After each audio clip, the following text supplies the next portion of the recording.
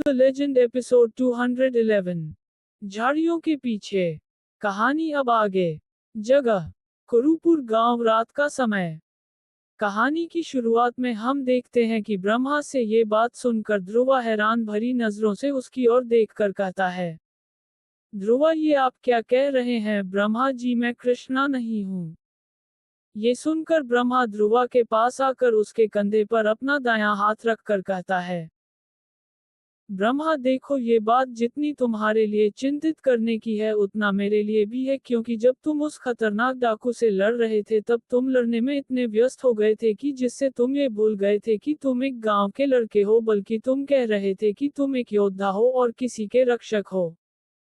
ये सुनकर ध्रुवा हैरान भरी नजरों से बिना कुछ समझे ब्रह्मा से कुछ कह पाता उससे पहले ब्रह्मा ध्रुवा से कहता है, ब्रह्मा, देखो, मैं जानता हूं कि ये बात तुम्हारे लिए बहुत दुखदायक है, पर ये सच है, तुम्हें अपने बारे में जानना होगा कि तुम कौन हो। ये सुनकर ध्रुवा ब्रह्मा से कुछ कह पाता दूर से अनन्या ध्रुवा की तरफ चिल्लाती हुई कहती है, अनन्या, कृष्णा कृष्णा, जल्दी चलो, सभी तुम्हारा इंतजार कर रहे हैं। ये सुनकर ब्रह्मा ध्रुवा से जल्दी जल्दी में कहता है, ब्रह्मा, ठीक है, अभी के लिए तुम जाओ, मैं और जानकी बहुत जल्द तुम्हारे गांव आएंगे, तुम्हारे साथ मैं वही बात करूंगा, ठीक है? ये कहकर ब्रह्मा वहां से जानकी की ओर चला जाता है। तभी ध्रुवा मन में कई सारे सवालों के साथ अनन्या के पास आता है, जिसके ऐसे चिंतित चेहरे को देखकर अनन्या हैरान भरी नजरों से ध्रुवा से पूछती है, अनन्या, क्या हुआ? कृष्णा। ये सुनकर ध्रुवा अपने चेहरे पर एक झूठी नकली मुस्कान रखकर अनन्या से कहता है, ध्रुवा, अरे कुछ नहीं अनन्या जी, वो बस मुझे थोड़ा आराम की जरूरत है। कुछ देर बाद हरिरामपुर, रात के समय। जगह गांव की गलियां। गांव में रात का समय है और हल्का सर्दी का मौसम अपना आगमन कर रहा है। चांदनी की किरणें पेड़ों की छांव में खेलकर एक रहस्यमय माहौल बना रही थी। तभी हम देखते हैं कि ध्रुवा, अनन्या और गांव के कुछ लड़के और लड़कियां गांव के गलियों से होते हुए गांव में घूम रहे थे। तभी पास खड़े गांव लड़के और लड़कियां एक के बाद एक अपने अपने घर की ओर जाने लगते हैं, जिसके वजह से अब ध्रुवा और अनन्या अकेले ही चलते हुए आगे की ओर अपने कदम बढ़ाते हैं। तभी अनन्या ध्रुवा से धीमी आवाज में पूछती है, अनन्या, कृष्णा।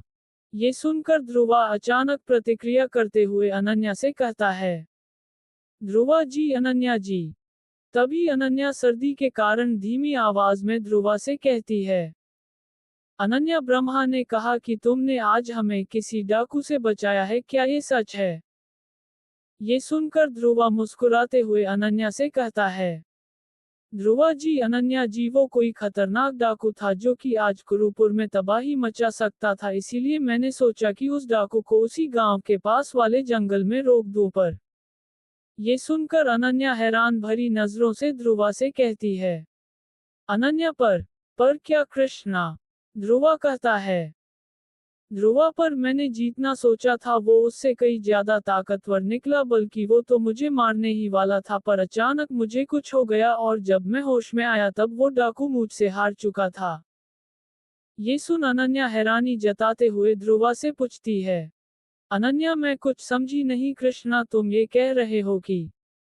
तभी ध्रुवा अनन्या को बीच में ही रोक कर कहता है, ध्रुवा, मतलब समझाना थोड़ा मुश्किल है अनन्या जी, वो क्या है ना, ये मेरे साथ पहले भी हो चुका है। जैसे जब मैं पहली बार ब्रह्मा जी से लड़ा था तब भी ऐसा ही हुआ था। अचानक लड़ाई के दौरान मेरे आंखों के सामने अंधेरा छा जाता है और जब मैं होश में आता हूँ तब मेरे सामने खड़ा शत्रु मुझसे हार चुका होता है।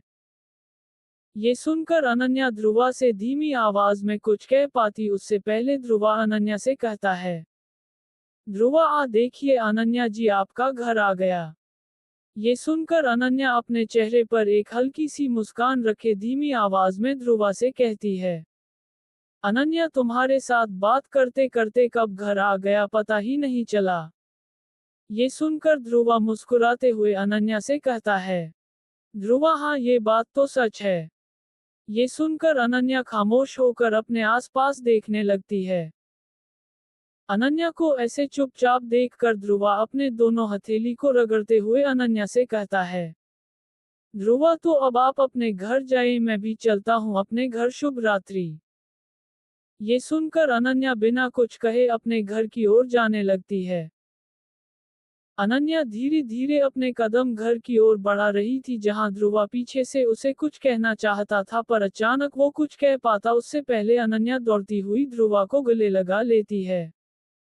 ये देखकर ध्रुवा के दिल की धड़कन तेज होने लगती है। तभी अनन्या सर्दी से कांपती हुई धीमी आवाज में ध्रुवा के कान में कहती है, अनन्या धन्यवाद। ये कहकर अनन्या ध्रुवा से अलग होकर शर्माती हुई सीधे अपने घर के अंदर जाकर भीतर से घर का दरवाजा बंद कर देती है। ये देखकर ध्रुवा अचानक से चौंक पड़ता है, पर फिर भी वो खुद को संभालते हुए कहता है, ध्रुवा क्या हुआ, ये अनन्या जी ने मुझे गले लगाया। ये कहकर ध्रुवा मुस्कुराते हुए वहां से अपने घर की तरफ जाने लगता है। वो मुस्कुराते हुए खुश मिजाज से अपने कदम आगे की ओर बढ़ाता है कि तभी दूर झाड़ियों से किसी के चलने की आवाज आती है। ये महसूस करने के बाद वो अपने पीछे मुड़कर दूर झाड़ियों की ओर देखकर शक भरे भाव से चिल्लाते हुए कहता है, ध्रुवा कौन है वहां? कुछ देर झाड़ियों की ओर देखकर वो मन ही मन सोचता है, ध्रुवा लगता है कोई खरगोश होगा। ये कहकर ध्रुवा वहां से अपने घर सरपंच जी के घर की ओर बढ़ने लगता है। उसके कुछ दूर जाने के बाद हम देख पाते हैं कि कोई शख्स वहां के झाड़ियों में छुपकर ध्रुवा को गांव के और भीतर जाता हुआ देख रहा था। उसके नजदीक जाने से पता चलता है कि उस शख्स के दोनों आंख चमकीले लाल रंग के थे। ध्रुव द लेजेंड एपिसोड 212। प्राचीन शिव मंदिर। कहानी अब आगे। चंद्रपुर साम्राज्य। सुबह का समय। जगह देव पर्वत के ऊपर वाले शिव मंदिर। कहानी की शुरुआत में हम देखते हैं कि चंद्रपुर साम्राज्य के पास वाले देव पर्वत के ऊपर एक भव्य शिव मंदिर है, जहां प्रजा सुबह अपने आराध्य देव यानी कि देवों के देव महादेव की पूजा करने के लिए आए हैं। जैसे ही पहली रोशनी मंदिर के शिखरों को छूती है, पवित्र स्थल पर एक शांत वातावरण छा जाता है। देव पर्वत के हवा में धूप की सुगंध आती है, जो मंदिर के परिवेश को सुशोभित करने वाले जंगली फूलों की मीठी खुशबू के साथ मिश्रित होती है। चमकीले परिधानों में सजे धजे भक्त अपने चेहरे पर अटूट आस्था लिए मंदिर की ओर जाने वाले घुमावदार रास्ते पर चढ़ते हैं। घंटियों की लयबद्ध झनकार दिन की आध्यात्मिक यात्रा की शुरुआत का संकेत देती है। प्रत्येक कदम जानबूझकर किया गया प्रतीत होता है, एक तीर्थयात्रा जो भौतिक चढ़ाई को पार करती है, एक आत्मा की दिव्यता की ओर चढ़ाई। मंदिर का प्रांगण बहुरूपदर्शक ध्वनियों से गूंजता है। एक पुजारी के मधुर मंत्रोच्चार, प्रार्थना में हाथों की लयबद्ध ताली और हवा द्वारा लाई गई भजनों की हल्की गुंजन। भक्त गहरी श्रद्धा के साथ दिव्य लिंगम पर पवित्र जल चढ़ाकर अभिषेक के अनुष्ठान में संलग्न होते हैं। पौराणिक कथाओं को दर्शाती जटिल नक्काशी से सजी मंदिर की दीवारें सदियों की भक्ति की गवाही देती हैं। जैसे ही सूरज आकाश को सोने और नारंगी रंगों में रंगता है, देव पर्वत का मनोरम दृश्य सामने आता है, जिससे घाटियों और दूर की चोटियों की राजसी तस्वीर सामने आती है। भक्त जिनके चेहरे सूर्योदय की गर्म चमक से नहाए हुए हैं, उस लुभावने परिदृश्य में सांत्वना पाते हैं, जो उस दिव्य भव्यता को प्रतिबिंबित करता है जिसे वे चाहते हैं। तभी वहां दूर से एक आवाज सुनाई देती है, सैनिक कृपया करके सभी लोग मंदिर की ओर जाने वाले रास्ते को खाली करें। महाराज के प्रिय मित्र झालवाड़ा जिले के राजा अपने परिवार के साथ शिव मंदिर में पूजा करने आए हैं, तो दया करके मंदिर की ओर जाने वाले रास्ते को खाली करें। तभी हम देखते हैं कि राजसी पोशाक पहने राजा अजय राठौर अपनी रानी और बेटी के साथ अधिकार की आभा के साथ मंदिर की ओर आ रहे थे। तभी हवा में प्रत्याशा का माहौल छा जाता है, क्योंकि वफादार सैनिकों से घिरा ये दल ध्यान आकर्षित कर रहा है। उनके साथ राजकुमारी भवानी की सहेलियां और राजकुमार रुद्र भी मंदिर की तरफ जा रहे थे। जैसे ही राजा की उपस्थिति की घोषणा की जाती है, मेहनती सैनिक अपनी शानदार वर्दी में तेजी से और सम्मानपूर्वक एकत्रित भक्तों को रास्ता साफ करने के लिए मार्गदर्शन करते हैं। प्रजा की भीड़ राजा अजय राठौर और उनके परिवार के सम्मान में स्वेच्छा से एक तरफ हट जाते हैं, जिससे शाही परिवार के लिए मंदिर की परिसर की ओर जाने के लिए एक गलियारा बन जाता है। दर्शकों की शांत फुसफुसाहट के बीच राजा अजय राठौर का परिवार नपीतुली गति से आगे बढ़ता है। रानी की पोशाक सूरज की रोशनी में चमक रही है और राजकुमारी अनुग्रह का प्रतीक है।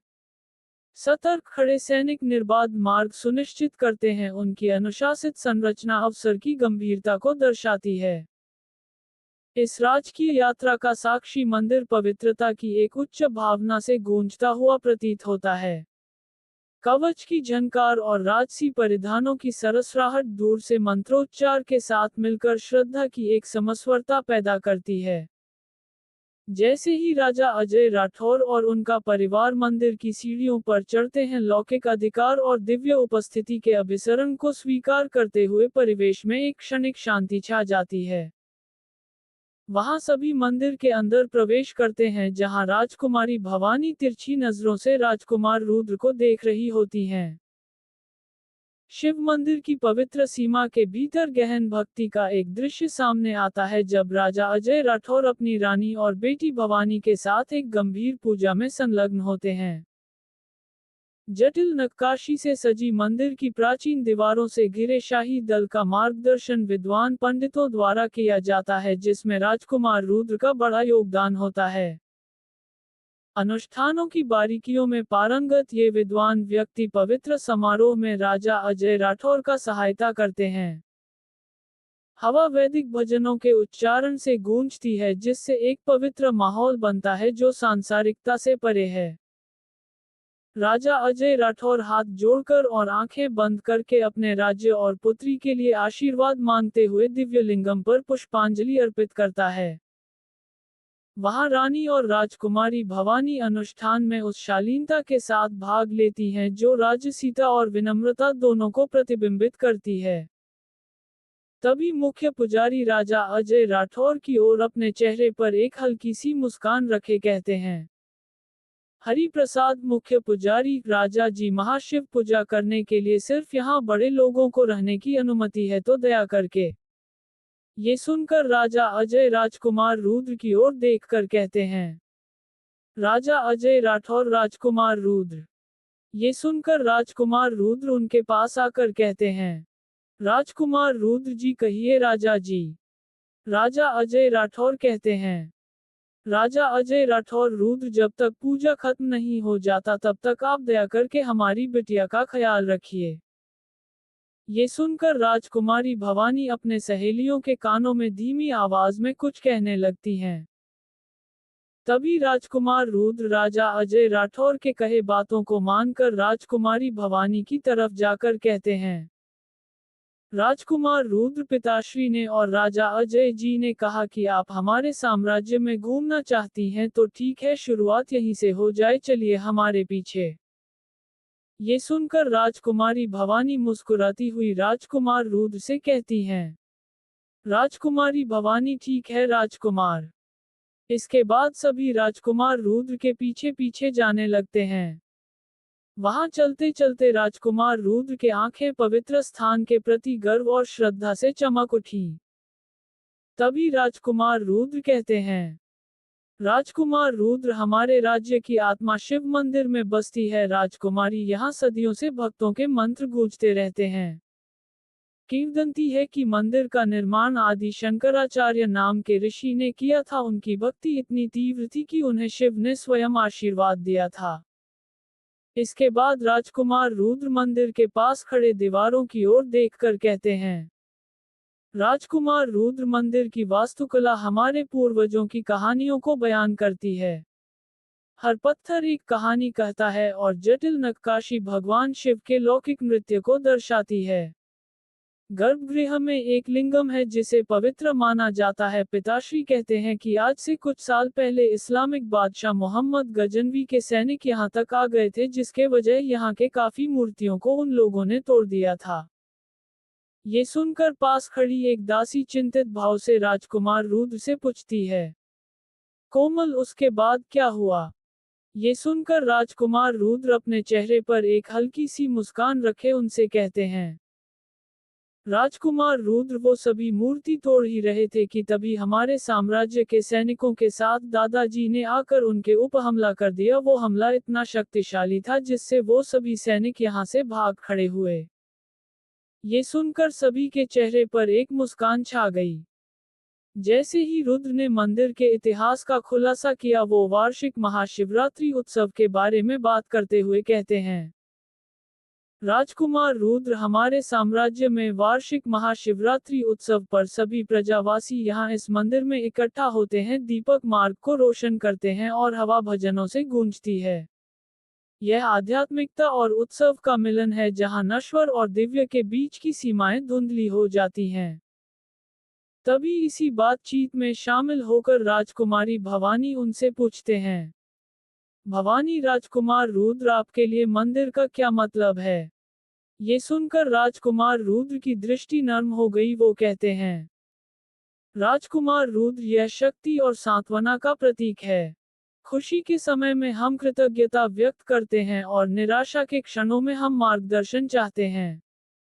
मंदिर सिर्फ पत्थर पर बना एक घर नहीं है, ये हमारे साम्राज्य का हृदय है जहां हमारा आस्था हमारे अस्तित्व से जुड़ा हुआ है।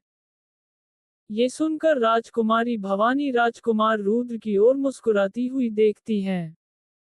जगह, कोई अनजान जंगल।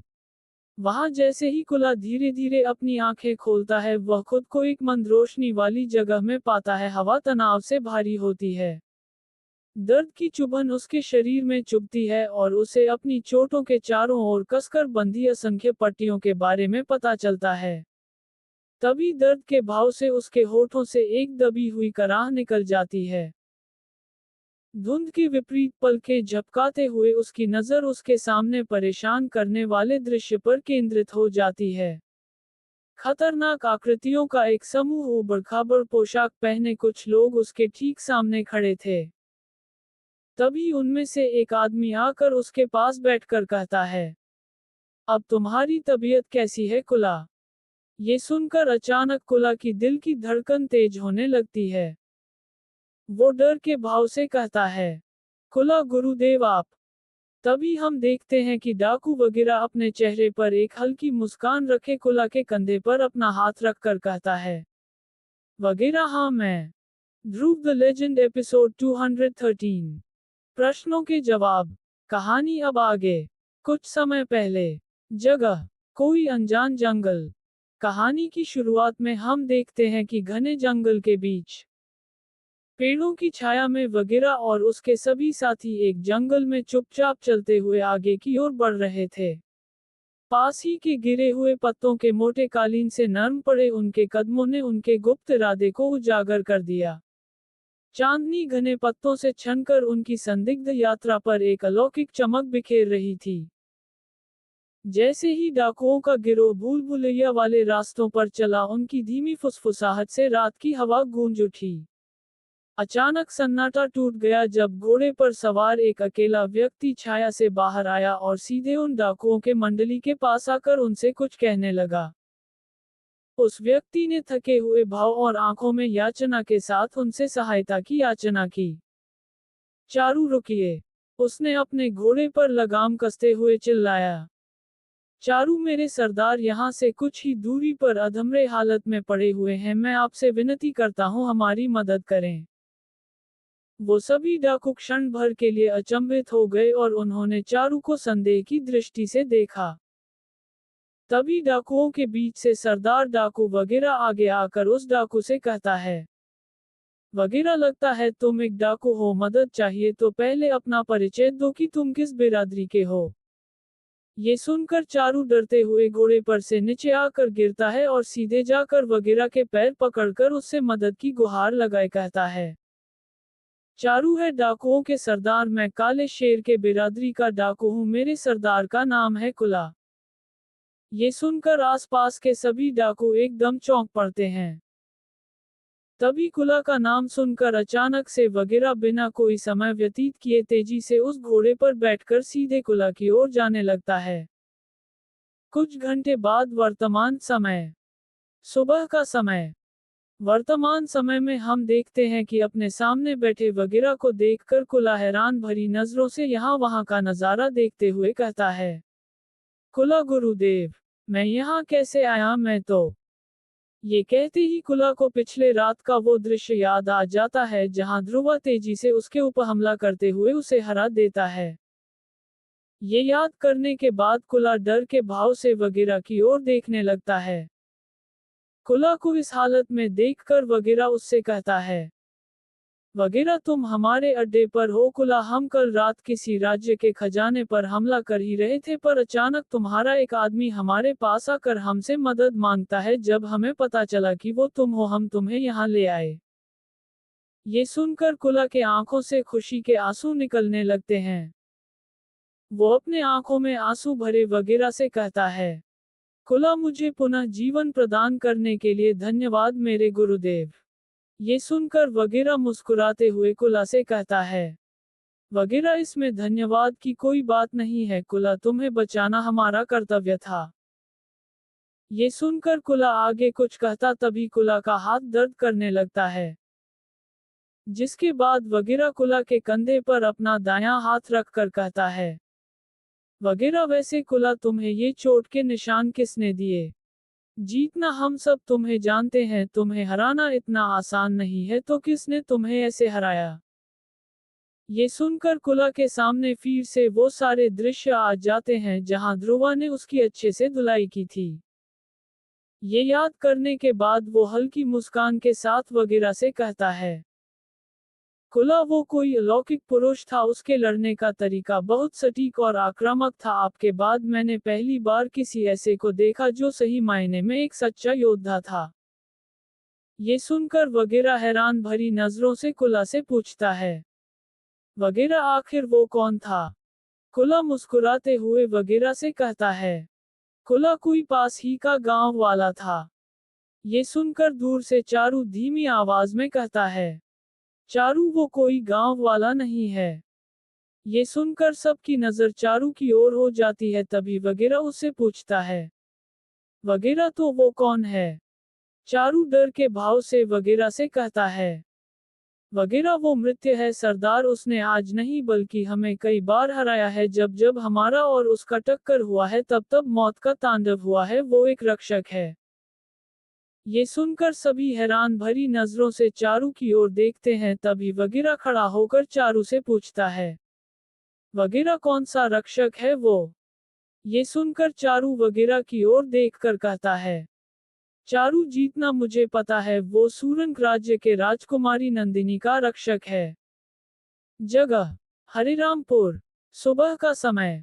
वहां हम देखते हैं कि ध्रुवा घर के छत पर खड़ा होकर ब्रह्मा के कहे बातों को याद करते हुए हैरान भरी नजरों से कहता है, ध्रुवा, आखिर ब्रह्मा जी ने कल रात मुझे ऐसा क्यों कहा कि मैं कृष्णा नहीं हूं? ये कहकर ध्रुवा मन ही मन कुछ सोचने लगता है। तभी वो अपने सामने के घर में खेल रहे एक छोटे से लड़के को उम्र 78 साल के बीच लंगोट पहने सिर पर घुंघराले बाल देखकर कहता है, ध्रुवा, मुझे बस तब की बात याद है जब से मुझ यहाँ होश आया है, उससे पहले की कोई भी बात मुझे याद ही नहीं। ये सोचकर वो अपने दिमाग पर जोर लगाता है जिसके बाद उसके सिर पर हल्का सा दर्द आना शुरू हो जाता है तभी उसे कई सारे आवाज सुनाई देते हैं। आवाज थी, मेरा नाम है, नन्हे बच्चे के स्वर में, मैं वचन देता हूँ, नन्हे बच्चे के स्वर में, मुझे कभी छोड़कर तो नहीं जाओगे ना तुम ध्रुव? एक लड़की की आवाज। ये सुनते ही ध्रुवा के आंखों से हल्के आंसू निकलने लगते हैं जिसके बाद वो हैरान भरी नजरों से कहता है, ध्रुवा, ये सब किसके आवाज थे? ये कहकर ध्रुवा खुद को संभालते हुए कहता है, ध्रुवा, मुझे इन सभी सवालों के जवाब को ढूंढना होगा। आखिर क्या ब्रह्मा जी सच कह रहे हैं कि मैं कृष्णा नहीं हूं? अगर मैं कृष्णा नहीं हूं तो मैं कौन हूं? ये सब सोचने के बाद ध्रुवा वहां से कहीं जाने लगता है। ध्रुव द लेजेंड एपिसोड 214 राज्य भ्रमण। कहानी अब आगे। चंद्रपुर साम्राज्य। सुबह का समय। कहानी की शुरुआत में हम देखते हैं कि राजसी पोशाक में राजकुमार रुद्र, राजकुमारी भवानी और उनकी सहेलियां सभी मंदिर से निकलकर बाहर राज्य की ओर घूमने चले जाते हैं। जैसे ही वे बाजार चौराहे पर टहल रहे थे, हवा सड़क संगीतकारों की मधुर धुनों से गूंज उठी। राजकुमार रुद्र ने हलचल भरे दुकानों की ओर इशारा किया, जिनमें से प्रत्येक अपने राज्य की शिल्प कौशल की समृद्ध वस्तुओं का प्रदर्शित कर रहे थे।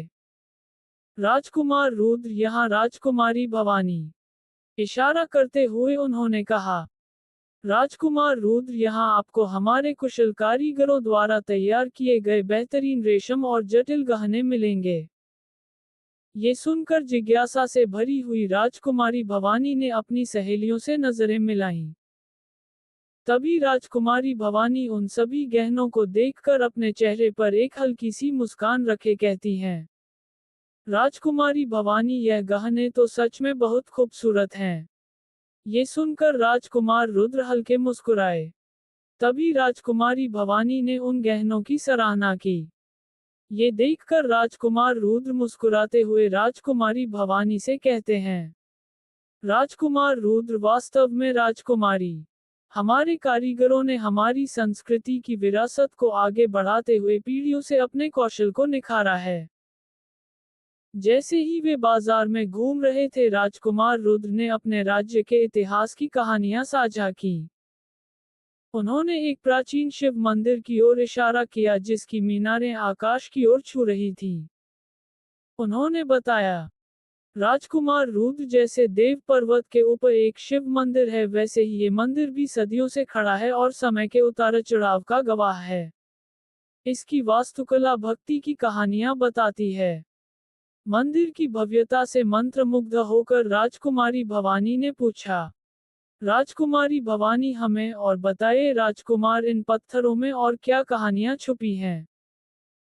ये सुनकर राजकुमार रुद्र ने वीरता और प्रेम की किंवदंतियों का वर्णन करते हुए पवित्र संरचना को सुशोभित करने वाले पत्थरों के साथ मिथकों को जोड़ते हुए बाध्य किया।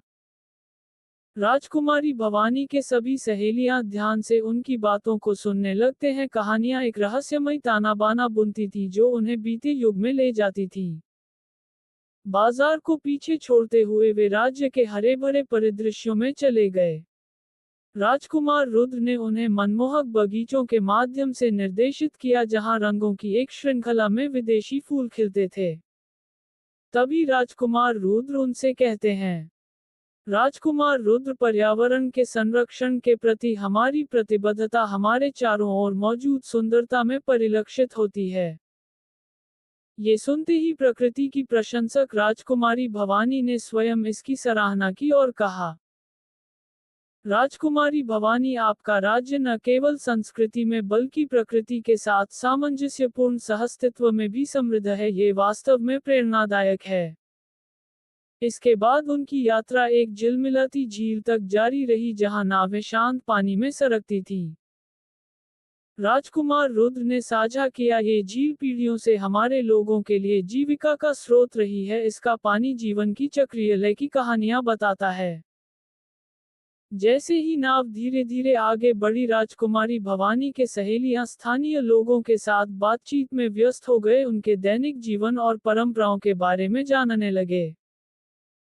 हवा किनारे खेल रहे बच्चों की हंसी से भर गई, जो राज्य की जीवंत सामुदायिक भावना का प्रमाण था।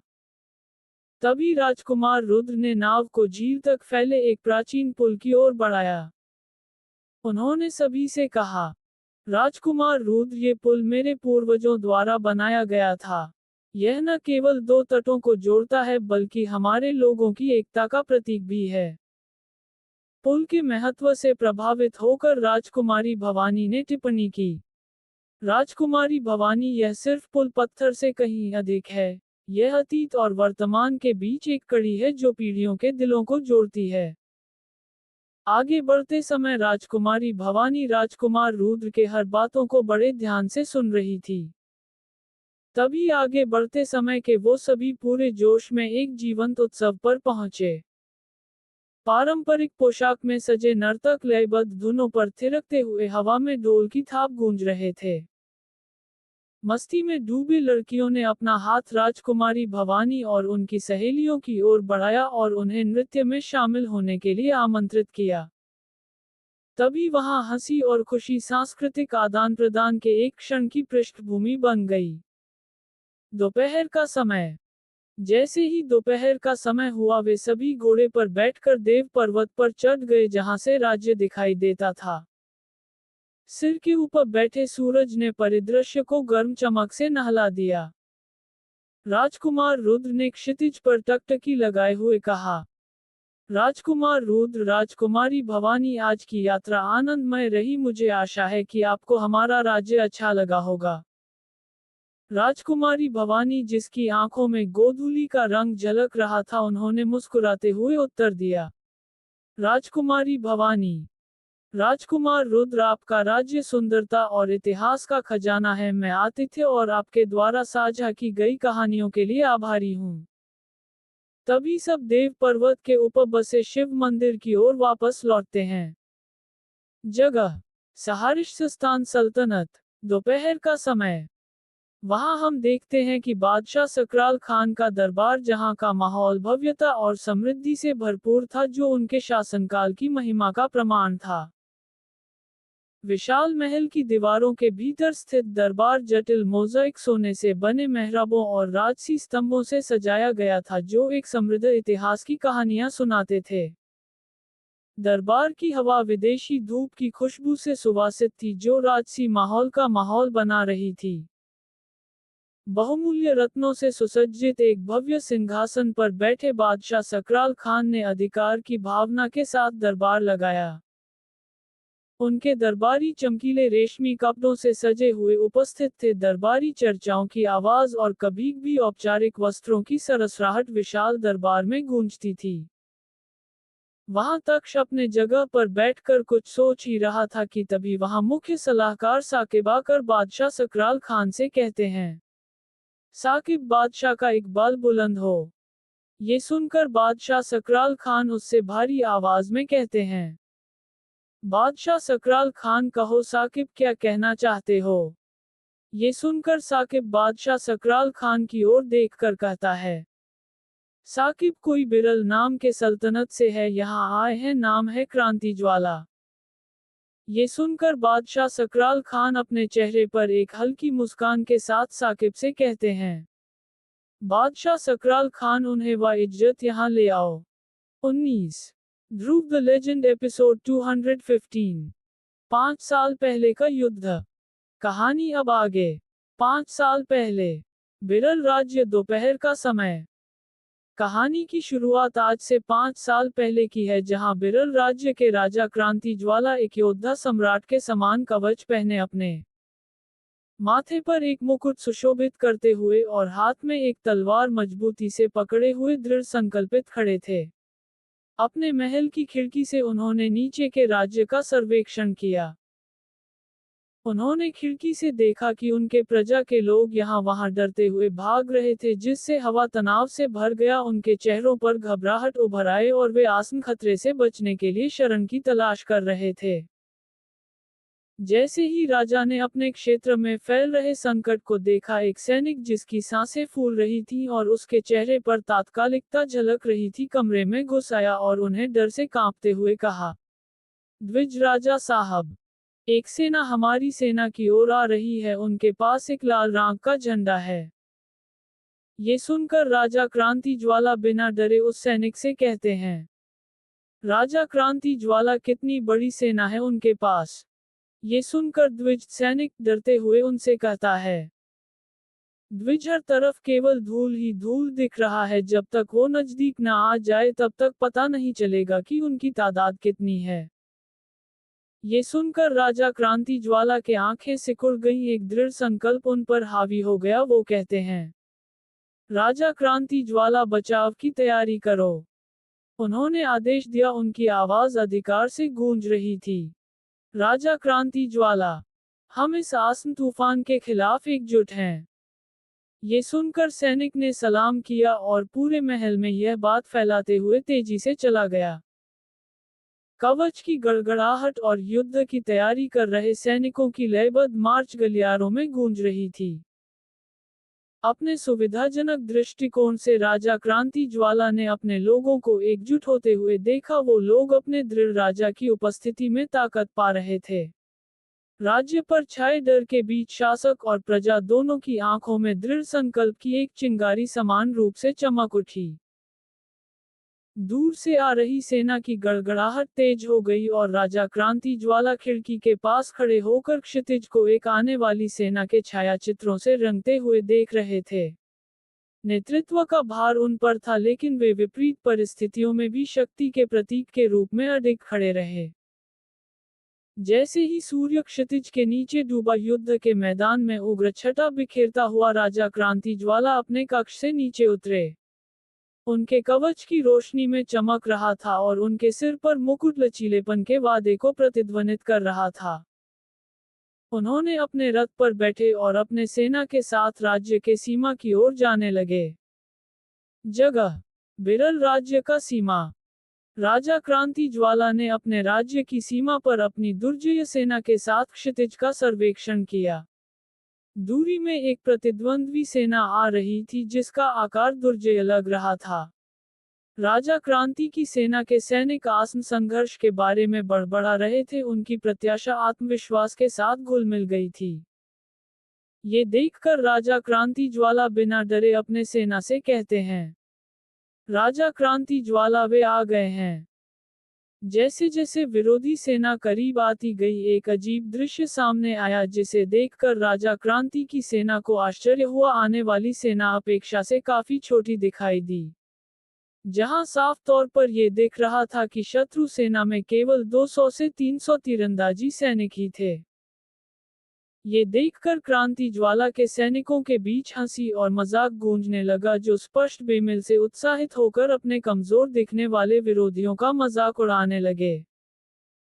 उनसे अनभिज्ञ कथित रूप से छोटी सेना का सेनापति हंसी मजाक के बीच एक शांतचित्त व्यक्ति के रूप में निडर खड़ा था। रहस्य की भावना में लिपटे इस अनुभवी नेता ने शांत व्यवहार के साथ तानों को देखा, जिसने उनकी वास्तविक क्षमताओं को झुठला दिया। अति आत्मविश्वास से भरी राजा क्रांति की सेना अपने विरोधियों को कमतर आंकती रही, उनकी हंसी युद्ध के मैदान में गूंजती रही। उन्हें इस बात का जरा भी एहसास नहीं था कि विरोधी सेना का सेनापति एक कुशल रणनीतिज्ञ और असाधारण पराक्रम वाला योद्धा था। जैसे ही दोनों सेनाएं एक दूसरे के सामने खड़ी हुई, माहौल धारणा और वास्तविकता के बीच असमानता से गूंज उठा। छोटी सेना ने उपहास के बावजूद एक अनुशासित गठन बनाए रखा। सेनापति, जो अपनी रणनीतिक प्रतिभा के लिए जाना जाता है, उसने अपना समय बर्बाद करते हुए शांति से घटनास्थल का सर्वेक्षण किया। तभी पास खड़ा सैनिक राजा क्रांति ज्वाला से हंसते हुए कहता है, द्विज, क्या मजाक है राजा साहब, दुश्मन ने हमसे लड़ने के लिए ये छोटी सी सेना और साथ में उनका सेनापति भेजा है। ये सुनकर राजा क्रांति ज्वाला अपने मूंछों को ताव देते हुए कहते हैं, राजा क्रांति ज्वाला, लगता है वो ज्यादा ही आत्मविश्वासी हैं। ये सुनकर पास खड़े सभी सैनिक जोर जोर से हंसने लगते हैं। अचानक प्रकृति ने भाग्य के एक मोड़ के साथ हस्तक्षेप किया। क्षितिज पर एक तेज तूफान आया और हवा का झोंका धूल के घने बादलों को युद्ध के मैदान की ओर ले गया। एक बार स्पष्ट दृश्य अस्पष्ट हो गया था और वातावरण अस्त व्यस्त हो गया था, क्योंकि धूल के बादल ने दोनों सेनाओं को ढक लिया था। अवसर का लाभ उठाते हुए राजा क्रांति ज्वाला की सेना की एक टुकड़ी आत्मविश्वास से आगे बढ़ी। उनकी आकृतियां घूमते कोहरे में गायब हो गईं। उनकी हंसी की कर्कश ध्वनि धूल भरी धुंध में गूंज रही थी। हालांकि जैसे जैसे वे कोहरे में आगे बढ़े, उनकी खुशी भ्रम और डरावनी चीखों में बदल गई। ये देखकर राजा क्रांति ज्वाला मुस्कुराते हुए कहते हैं, राजा क्रांति ज्वाला, लगता है कोहरा हटने से पहले ही हमारे सैनिक उनको मार देंगे। उड़ती धूल के बीच में अंधकार में एक युद्ध छिड़ गया। कोहरा की झड़पों, योद्धाओं की चीखों और युद्ध की विचलित करने वाली अराजकता से गूंज उठा। धूल से ढका युद्ध क्षेत्र अनिश्चितता का क्षेत्र बन गया। जैसे ही तूफान भड़का, युद्ध के मैदान में एक भयावह सन्नाटा छा गया। जब धूल अंततः शांत हो गई तो टकराव के परिणाम का खुलासा हुआ। राजा क्रांति ज्वाला की सेना का स्वागत एक भयानक दृश्य के साथ किया गया। क्षत विक्षत शव बिखरे हुए थे और हवा खून की गंध से भारी थी। उन्हें ये देखकर आश्चर्य हुआ कि कथित रूप से छोटी सेना का सेनापति विजयी हुआ था। गिरे हुए सैनिकों के जीवन रक्त से सनी हुई दोहरी तलवारें लहराते हुए उनके हाथ एक अद्वितीय कौशल का प्रदर्शन कर रहे थे जिसने उनको नष्ट कर दिया था। अपनी गलती का एहसास राजा क्रांति ज्वाला के योद्धाओं पर वज्रपात की तरह हुआ। जो अहंकार उनके भीतर व्याप्त हो गया था वह अविश्वास और भय में बदल गया। एक समय आत्मविश्वास से भरपूर सैनिकों को अब अपने प्रतिद्वंद्वी को कम आंकने के गंभीर परिणामों का सामना करना पड़ रहा था।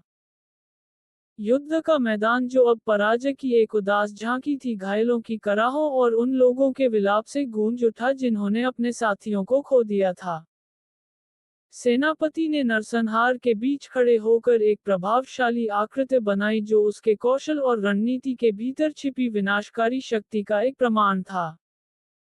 इसके बाद राजा क्रांति ज्वाला को अपने कंधों पर गहरा भार महसूस हुआ। तूफान जो शुरू में भाग्य का एक झटका जैसा लग रहा था उसकी सेना के पतन का अग्रदूत बन गया था।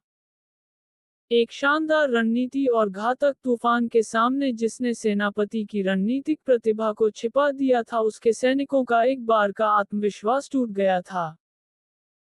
उसके बाद की शांति में जो केवल घायलों की कराहों और कौवों की दूर की चीखों से टूटती थी, राजा क्रांति ज्वाला की अनुभूति वीरान युद्ध के मैदान में गूंज उठी।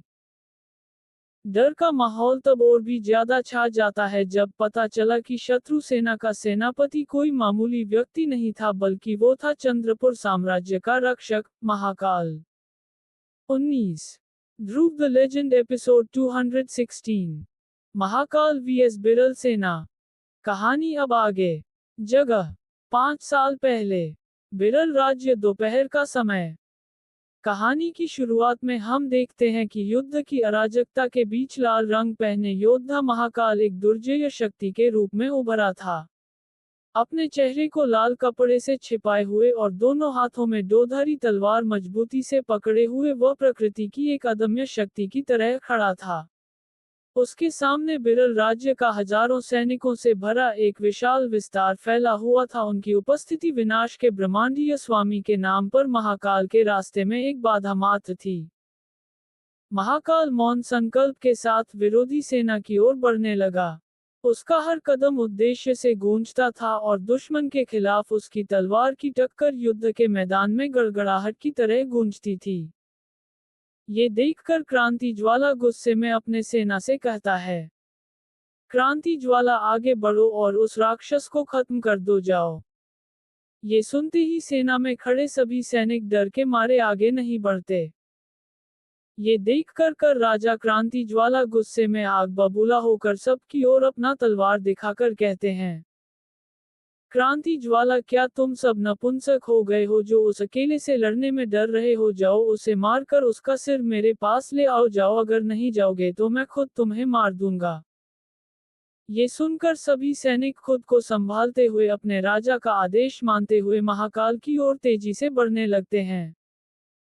दूर से अपनी ओर क्रांति ज्वाला के सैनिकों को आता देख महाकाल के पीछे खड़े तीरंदाजी सेना उनकी ओर अपना निशाना साधते है, पर तभी महाकाल उन सभी की ओर मुड़कर भारी आवाज में उन्हें कहता है, महाकाल ध्रुवा, अभी नहीं, मेरा सूचना ना मिलने तक कुछ भी मत करो। मुझे कुछ देर इनसे खेलना है, तब तक के लिए अपने तीरों को तैयार रखो। ये कहकर महाकाल अपने मुख पर पहने लाल कपड़े के पीछे मुस्कुराते हुए कहा, महाकाल, अब आएगा मजा जब महाकाल शुरू करेगा मौत का खेल। ये कहकर जैसे ही महाकाल अद्भुत चपलता के साथ आगे बढ़ा, तेजी से एक के बाद एक दुश्मनों को खदेड़ते हुए वहां आगे बढ़ने लगा। शत्रु सैनिक महाकाल के अथक पराक्रम को देखकर भय से व्याकुल हो गए। वो सभी चाहकर भी महाकाल तक पहुंच भी नहीं पा रहे थे। महाकाल के दोधारी तलवारों के प्रत्येक घुमाव ने गिरे हुए विरोधियों का निशान छोड़ दिया, जिससे खून से लथपथ जमीन पर एक भयावह छाव बन गई। हालांकि जैसे ही महाकाल ने अग्रिम पंक्ति के माध्यम से अपना रास्ता बनाया, एक नया खतरा सामने आया। दुश्मन सेना ने नुकसान से बेपरवाह होकर पीछे से हमला करने की रणनीति बनाई। फिर भी महाकाल का पराक्रम नजदीकी युद्ध के दायरे से भी आगे बढ़ गया, क्योंकि महाकाल को पता चल गया कि पीछे से कई सारे सैनिक उसकी ओर आ रहे हैं, जिसे देखकर महाकाल मुस्कुराते हुए कहा, महाकाल ध्रुवा कर दी ना गलती। ये कहकर महाकाल तेजी तलवार घुमाते हुए अपने पीछे खड़े सैनिकों के सिर को उनके धड़ से अलग कर देता है और तेजी से घूमते हुए एक ऐसा लात मारता है जिससे उन सभी सिरों में से एक सिर सीधे जाकर तीरंदाजी सेना के पास जाकर गिरता है। ये देखकर एक सैनिक अपने चेहरे पर एक हल्की सी मुस्कान रखे दूसरों से कहता है, महाकाल का आदेश मिल चुका है।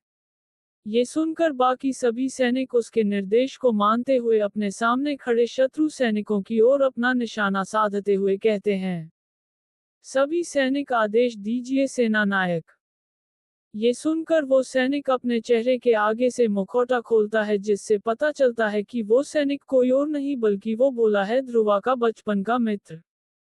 वो मुस्कुराते हुए सोचता है, भोला तुम कभी गलत नहीं होते ध्रुवा। ये कहकर वे सभी से कहता है, भोला सामने की ओर मध्यम तीव्रता और ऊंचाई 5 से 6 फीट। इसके बाद उन्होंने अतिक्रमण करने वाले दुश्मन पर तीरों की बौछार कर दी। जैसे ही आसन खतरे पर तीरों की बारिश होने लगी, आकाश मौत का कैनवास बन गया। धनुर्धर सेना ने, जो कि महाकाल की इच्छा का विस्तार था, एक सुरक्षात्मक अवरोध बनाया जिसने दुश्मन की प्रगति को रोक दिया। प्रत्येक तीर ने अपना निशान पाया, जिससे गठन बाधित हो गया और उन लोगों के बीच अराजकता फैल गई जो पीछे से महाकाल पर हमला करना चाहते थे। युद्ध क्षेत्र संघर्षों और तीरों की सीटियों की ध्वनि का स्वर बन गया। हवा में उड़ते हुए लाल कपड़े से ढके अपने चेहरे पर महाकाल ने अराजकता के बीच अपनी एकांत यात्रा जारी रखी। उसकी दोधारी तलवारें घातक अनुग्रह के साथ नृत्य कर रही थीं और उनकी आंखें लाल घूंघट के पीछे अदृश्य एक अटूट ध्यान केंद्रित कर रही थीं। महाकाल की कमान के तहत धनुर्धर सेना ने कुशलतापूर्वक उसकी रक्षा की। तीरों की अनवरत बौछार ने न केवल अतिक्रमण करने वाले दुश्मन के खिलाफ ढाल के रूप में काम किया, बल्कि महाकाल की रणनीतिक कौशल के प्रमाण के रूप में भी काम किया। युद्ध का उतार चढ़ाव रहस्यमय और घातक दोनों शक्तियों महाकाल के इर्द गिर्द घूमता था। जैसे जैसे संघर्ष जारी रहा, दुश्मन सैनिकों को दोहरे हमले का सामना करना पड़ा। रहस्यमय महाकाल से लगातार हाथापाई और उनकी तीरंदाज सेना से तीरों की अनियंत्रित बौछार। एक बार आत्मविश्वास से लबरेज बिरल सेना ने खुद को एक निरंतर तूफान में उलझा हुआ पाया, जो कि महाकाल के दोधारी तलवार और तीरंदाजों की घातक सटीकता के बीच फंस गया था।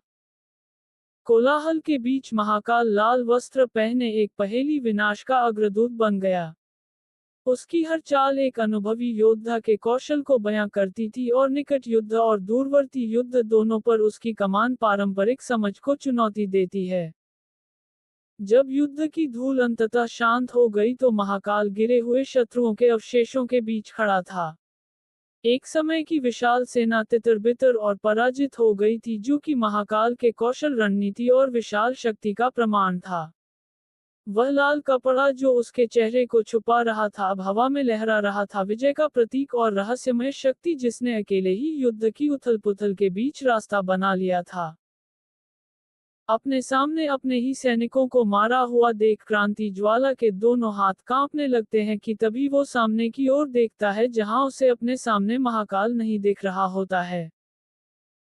एक समय के लिए उसके दिल की धड़कन तेज होने लगी, क्योंकि जहां एक समय के लिए महाकाल मौत का सौदागर की तरह उसके सामने खड़ा था, अचानक वो गायब हो गया था कि तभी अचानक उसके पीछे से किसी की सांस लेने की आवाज सुनाई देता है, जिसे सुनकर क्रांति ज्वाला चौंक पड़ता है, क्योंकि उसके पीछे खुद मृत्यु का देवता महाकाल खड़ा था, जिसके आंखें पहले से और ज्यादा लाल रंग के हो गए थे। 20 Dhruv the legend episode 2 Mahakal vs Kranti ज्वाला। कहानी अब आगे। 5 साल पहले। जगह बिरल राज्य का सीमा। समय दोपहर और शाम के बीच वाला समय। कहानी की शुरुआत में हम देखते हैं कि युद्ध का मैदान, जो कभी तलवारों की टक्कर और सैनिकों की चीखों से गूंजता था, अब आसनियति की छाया में खामोश पड़ा है। महाकाल ने अकेले ही राजा क्रांति ज्वाला की सेना को नष्ट कर दिया था। हवा जीत और हार की गंध से भरी हुई थी, खून से लथपथ जमीन पर निराशा और जीत की छाया पड़ी हुई थी। वहां क्रांति ज्वाला पूरी तरह से डरते हुए अपने पीछे की तरफ मुड़ना चाहते थे, पर उनका डर इतना बढ़ गया था जिसके लिए वो अपने पीछे मुड़ ही नहीं पा रहे थे। तभी पीछे से महाकाल मुस्कुराते हुए भारी आवाज में कहता है, महाकाल, क्या ये थी तुम्हारी योजना?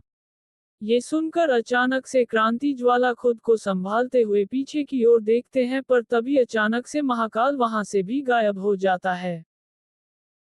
ये देखकर राजा क्रांति ज्वाला अंदर से और भी ज्यादा डर जाते हैं कि तभी वो देखते हैं कि महाकाल दूर कई सारे लाशों से बने 34 फीट ऊंची पहाड़ के ऊपर बैठकर उनसे कहता है, महाकाल, मुझे पता नहीं था कि ये सब इतनी जल्दी हो जाएगा, अगर पता होता तो मैं अकेले यहाँ आता। ये सुनकर क्रांति ज्वाला कुछ समय पहले वाले युद्ध के दृश्य को याद करते हैं, जहां ये सब याद करने के बाद वो हैरान भरी नजरों में महाकाल की ओर देखकर कहते हैं, क्रांति ज्वाला, तुम इतने निर्दयी कैसे हो सकते हो? तुमने अभी मेरे सैनिकों को अकेले मारा है, तुम ऐसा कैसे सोच सकते हो? ये सुनकर महाकाल अपने चेहरे पर एक हल्की सी मुस्कुराहट रखे राजा क्रांति ज्वाला से कहता है, महाकाल, पता है, मनुष्य को जब भी समय मिले खुद के लिए एक उचित समय चुनकर खुद को आसान और सरल मृत्यु दे देना चाहिए। ये सुनकर राजा क्रांति ज्वाला हैरान भरी नजरों से महाकाल की ओर देखते हैं। तभी महाकाल उनसे कहता है, महाकाल, पता है क्यों? क्योंकि मृत्यु ही सत्य है। इस मिथ्या से भरे संसार में आज नहीं तो कल मनुष्य को मारना ही है। ये कहकर वो उस जगह से उठकर खड़ा होता। खड़े होने के बाद वो कहता है, महाकाल, मुझे क्रूर मत कहो राजन, मैं तो बस मनुष्यों को उनके अंतिम द्वार की ओर लेने वाला सेवक हूँ।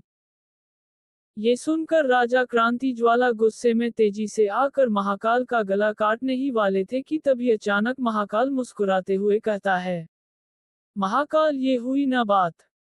ये कहकर महाकाल अपनी फुर्ती से राजा क्रांति ज्वाला के हर वार को रोकने लगता है। राजा क्रांति ज्वाला, उनकी आंखें क्रोध से जल रही थीं, अपनी गिरी हुई सेना के अवशेषों से उभरे। उनका कवच पस्त और दागदार महाकाल के द्वारा किए गए निर्दयी हमले का गवाह था। क्रांति ज्वाला की आंखों में एक प्रचंड दृढ़ संकल्प झलक रहा था जब उसने एक अजेय शक्ति के अवतार महाकाल का सामना किया। उन दोनों के बीच संघर्ष इतनी उग्रता के साथ सामने आया कि युद्ध के मैदान की गड़गड़ाहट की गूंज से मेल खा गया। तलवारें टकराईं और उनके अथक युद्ध के भार से पृथ्वी कांपने लगी। महाकाल एक ऐसी तरलता के साथ आगे बढ़ा जिसने नश्वर कौशल के नियमों को चुनौती दी। प्रत्येक प्रहार गणनात्मक और विनाशकारी था। राजा क्रांति ज्वाला प्रतिशोध की तीव्र इच्छा से प्रेरित होकर हर प्रहार का अटल संकल्प के साथ सामना कर रहे थे। महाकाल अपनी चालें वर्षों के परिष्कृत कौशल का प्रमाण है। ऐसा प्रतीत होता था कि वो राजा क्रांति ज्वाला के हर चाल का पूर्वानुमान लगा ले रहा था।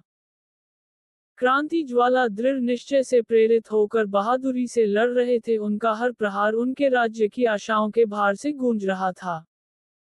जैसे जैसे लड़ाई तेज हुई, तलवारों का टकराव हताशा और अस्तित्व का स्वर बन गया। उनके नीचे की जमीन पर उनके संघर्ष के निशान थे और हवा इतनी तीव्रता से फट रही थी कि नश्वर युद्ध की सीमाओं को पार कर गई। निरंतर आदान प्रदान के एक क्षण में पासा पलट गया। महाकाल ने बड़ी सटीकता से गणना करके एक विनाशकारी प्रहार किया जिससे राजा क्रांति ज्वाला लहूलुहान होकर जमीन पर गिर पड़े। एक समय शक्तिशाली शासक जो अब असुरक्षित है, पराजय की पीड़ा से जूझ रहा है। राजा क्रांति ज्वाला इतने थक गए थे कि उनके सामने धीरे धीरे अंधेरा छाने लगा। दिल की धड़कन धीरे धीरे थमने लगी थी, मानो राजा क्रांति ज्वाला धीरे धीरे मृत्यु की ओर जा रहे थे। तभी महाकाल ने उनके गले पर अपना तलवार रखा। यह सुरक्षा के इस क्षण में था कि महाकाल ने गंभीरता के साथ एक ऐसा विकल्प चुना जिसने राजा क्रांति ज्वाला के भाग्य की दिशा को हमेशा के लिए बदल दिया। अंतिम प्रहार करने के बजाय महाकाल ने अपने गिरे हुए सैनिकों की लाशों के बीच अपरिहार्य का सामना करने के लिए क्रांति ज्वाला को छोड़ने का फैसला किया। जैसे ही क्रांति ज्वाला हार गए, उनकी हार की गंभीरता डूब गई। विजयी लेकिन महाकाल उसके ऊपर खड़ा था, जो महत्वाकांक्षा की कीमत और सत्ता के लिए एक अदम्य प्यास के परिणामों का एक मूक गवाह था। युद्ध का मैदान, जो कभी महाकाव्यात्मक संघर्षों का मंच था, अब एक राज्य के पतन के दुखद परिणाम का गवाह बन रहा है। महाकाल ऐसी दृष्टि से, जो अपने पराजित प्रतिद्वंद्वी के सार को भेदने जैसी लग रही थी, घटनास्थल से चला गया। कदमों की गूंज कौवों की दूर तक सुनाई देने वाली चीखों के साथ मिश्रित हो गई। इसके बाद महाकाल वहां से बिरल राज्य की ओर बने लगता है। गिरे हुए राजा को, जो अपनी एक समय की शक्तिशाली सेना के अवशेषों से घिरा हुआ था, मौत का ठंडा आलिंगन महसूस हुआ। जैसे ही उसने अपने सैनिकों की बेजान आंखों को देखा, उसके निर्णयों का बोझ उस पर आ गया। महाकाल ने न केवल उसे युद्ध में हरा दिया था, बल्कि उसके राज्य की नींव को भी नष्ट कर दिया था। वो धीरे धीरे मृत्यु की तरफ जा ही रहे कि तभी वो कहते हैं, राजा क्रांति ज्वाला, मैं बदला लूंगा, महाकाल मैं बदला लूंगा। ध्रुव द लेजेंड एपिसोड 2। रोकने का तरीका। कहानी अब आगे। वर्तमान समय। जगह सहारिस्तान सल्तनत। समय शाम का समय। कहानी की शुरुआत में हम देखते हैं कि बादशाह सकराल खान का कमरा ऐश्वर्य से भरपूर था, जो समृद्ध रेशम से ढका हुआ है और जटिल सुनहरे चांदी के तंतुओं से सजाया गया है। जीवंत रंगों से भरपूर फारसी कालीन संगमरमर के फर्श को मुलायम बनाते हैं। सुनहरे धागों से कशीदाकारी तकिए और कुशन एक राजसी दीवान की शोभा बढ़ाते हैं, जबकि हवा में विदेशी धूप की खुशबू फैलती है। विस्तृत लालटेन एक गर्म सुनहरी चमक बिखेरते हैं, जो कमरे के खजाने को रोशन करते हैं। अलंकृत संदूक, नाजुक टेपेस्ट्री और चमकदार गहने। शानदार कपड़ों में लिपटा एक छतदार बिस्तर केंद्र बिंदु के रूप में खड़ा है, जो बादशाह को उसके शाही अभयारण्य के शानदार परिवेश के बीच आराम करने के लिए आमंत्रित करता है। उस कमरे में बादशाह सकराल खान अपने सुंदर आसन पर बैठकर अपने सामने के एक दूसरे आसन पर बैठे राजा से पूछते हैं, बादशाह सकराल खान, इतने जोरदार लड़ाई के बाद भी आप बचे कैसे? ये सुनकर सामने के आसन पर बैठे राजा क्रांति ज्वाला, जो कि अब बहुत ही कमजोर दिख रहे थे, जिनका दायां हाथ लकड़ी का था, अपने उस हाथ को देखकर कहते हैं, राजा क्रांति ज्वाला, उस लड़ाई ने न कि मुझे अंदर से तोड़ दिया था, बल्कि उस लड़ाई में मेरा ये हाथ भी पूरी तरह से कट चुका था। ये कहकर राजा क्रांति ज्वाला अपने चेहरे पर एक हल्की सी मुस्कान रखे बादशाह सकराल खान से कहते हैं, राजा क्रांति ज्वाला, पर फिर भी मैं मरा नहीं राजन। मैं उठा और अपने राज्य की ओर जाने लगा। 5 साल पहले। जगह बिरल राज्य के सीमा के पास। समय शाम होने को है। वहां हम देखते हैं कि राजा क्रांति ज्वाला, जिनकी गौरवान्वित सेना युद्ध के मैदान में बिखरे हुए बेजान शवों में तब्दील हो गई थी, जो महाकाल के हाथों हार की कठोर वास्तविकता का सामना करना पड़ा। मौत की दुर्गंध हवा में फैली हुई थी और महाकाल के निरंतर हमले की गूंज उजाड़ परिदृश्य में गूंज रही थी। एक हाथ कट जाने के बाद भी क्रांति ज्वाला गंभीर चाल के साथ खुद को संभालते हुए उठकर आगे बढ़े। हर कदम उनके टूटे हुए शासनकाल की याद दिलाता था। युद्ध का मैदान, जो कभी सत्ता का रंगमंच था, अब गिरे हुए शासक के अपने राज्य की ओर एकांत मार्च का गवाह बन रहा है। हार का बोझ उन पर था और डूबते सूरज की लालिमा ने उनकी यात्रा की मार्मिक पृष्ठभूमि चित्रित कर दी। जैसे ही क्रांति ज्वाला अपने राज्य के बाहरी इलाके के पास पहुंचे, उनके एक बार संपन्न क्षेत्र का दूर का छायाचित्र बेहद शांत लग रहा था। सामान्य हलचल भरी गतिविधि की अनुपस्थिति ने उनके दिल में बेचैनी पैदा कर दी। वह अपने लोगों की परिचित आवाजों, जीवंत बाजारों और उस हंसी के लिए तरस रहे थे, जो कभी सड़कों पर गूंजती थी।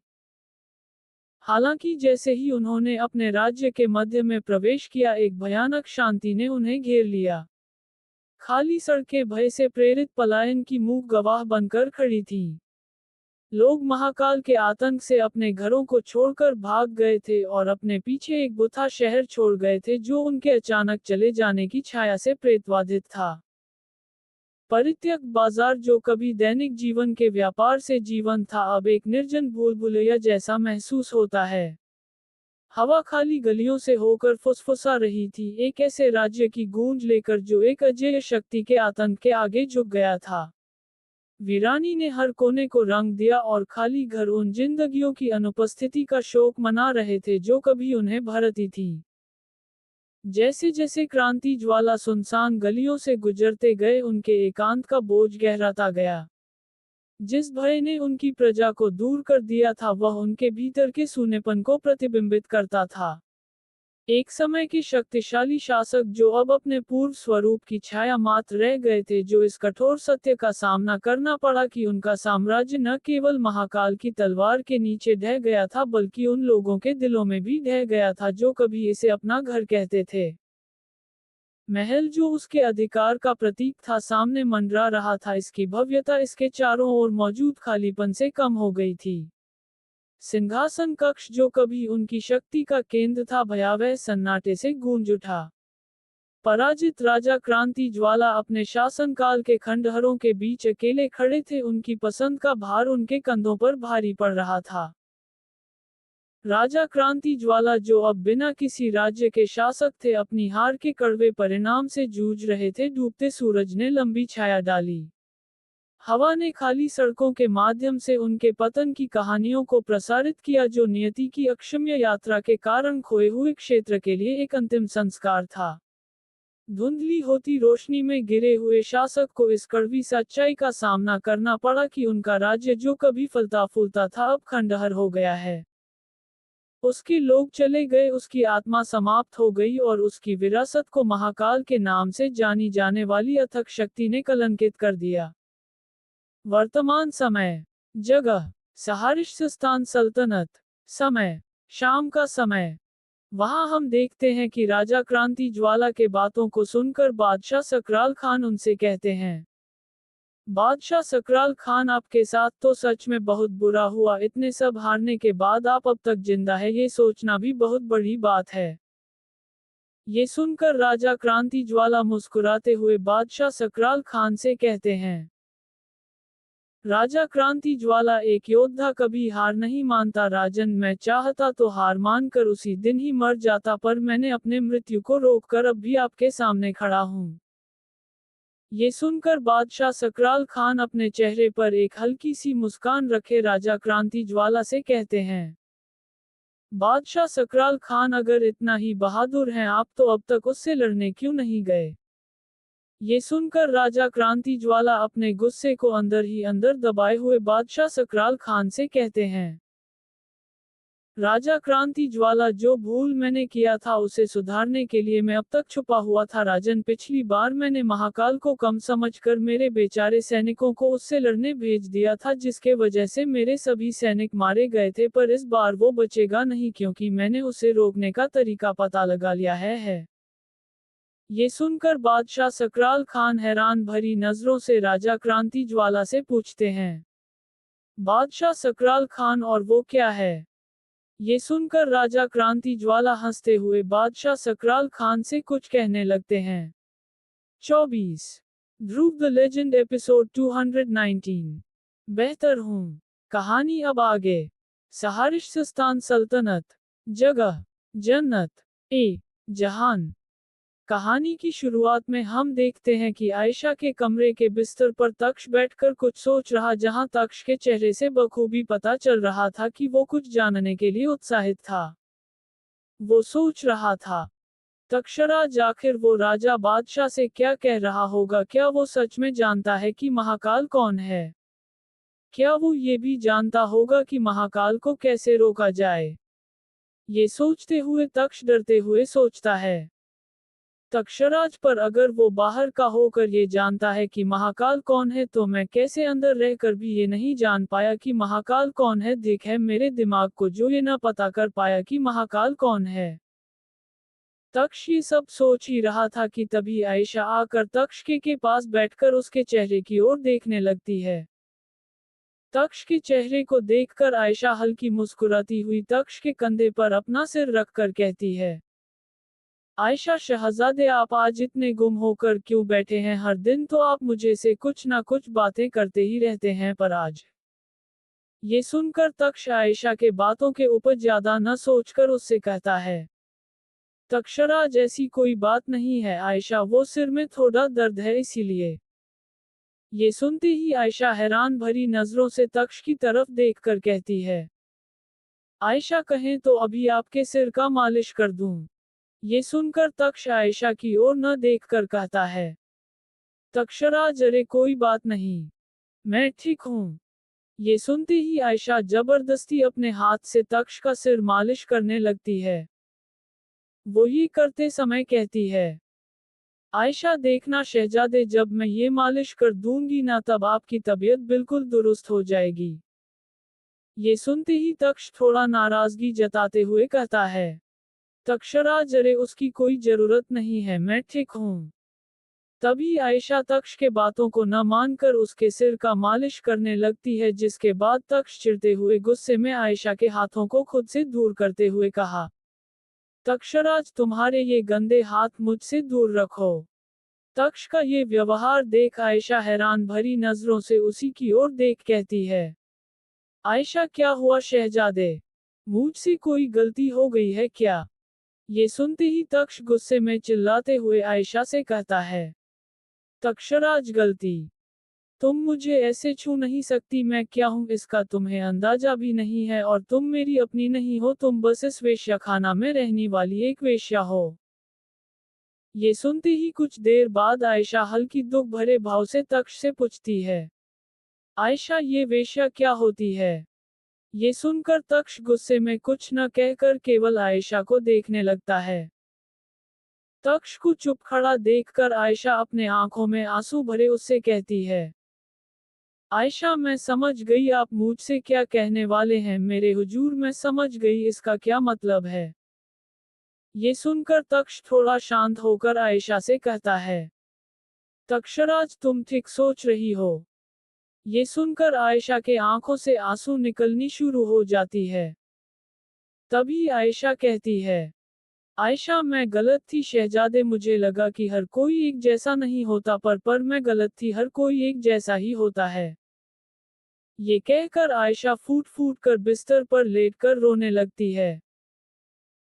ये देखकर तक्ष गुस्से में बालकोनी में जाकर कुछ सोचने लगता है। तक्षराज यहाँ एक मुसीबत थी कि ये एक और आ गई। कुछ देर बाद तक्ष जब शांत होकर वापस कमरे में जाता है, वो देखता है कि आयशा रोती रोती सो गई थी, जहां उसके गोरे गाल पर उसके आंसू सूख चुके थे। रात की हल्की छाया आयशा के ऊपर पड़ रही थी। ये देखकर तक्ष को अपना बीता हुआ एक अतीत याद आ जाता है। 19 साल पहले। जगह चंद्रपुर साम्राज्य, महल का बगीचा। वहां महल के सुंदर बगीचे के घास के मैदान में छोटा तक्ष उम्र 8 साल जमीन पर गिरा हुआ पड़ा था, जहां उसके पास लकड़ी का तलवार पकड़े राजकुमार रुद्र उम्र 7 साल हंसते हुए उसे देख रहे थे। वहां पास ही एक आसन पर बैठकर महाराज वीरेंद्र 40 साल मुस्कुराते हुए अपने बेटे रुद्र की ओर देख रहे थे। उसके पास सेनापति भानुराज भी अपने गिरे हुए बेटे तक्ष को देख रहे थे। तभी राजकुमार रुद्र हंसते हुए तक्ष से कहते हैं, राजकुमार रुद्र हा हा हा हंसते हुए, क्या तक्ष तुम हमेशा हमसे हार जाते हो, कभी तो हमसे ठीक से लड़ो। ये सुनकर तक्ष अंदर से थोड़ा गुस्सा हो जाता है। रुद्र कहते हैं, राजकुमार रुद्र लगता है तुम्हें मुझसे हारने का अभ्यास हो गया है। ये सुनकर तक्ष गुस्से में अपने तलवार को उठाता है और राजकुमार रुद्र की ओर गुस्से में देखकर कहता है, तक्षराज जैसी आपकी इच्छा राजकुमार।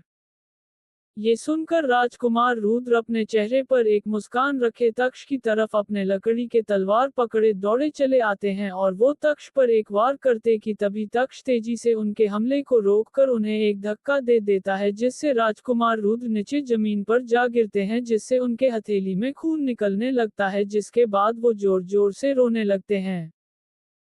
ये देखकर महाराज वीरेंद्र और सेनापति भानुराज दोनों रुद्र की ओर चले आते हैं और रुद्र को सहलाने लगते हैं। ये सब देखकर तक्ष का मन दुख से भर जाता है।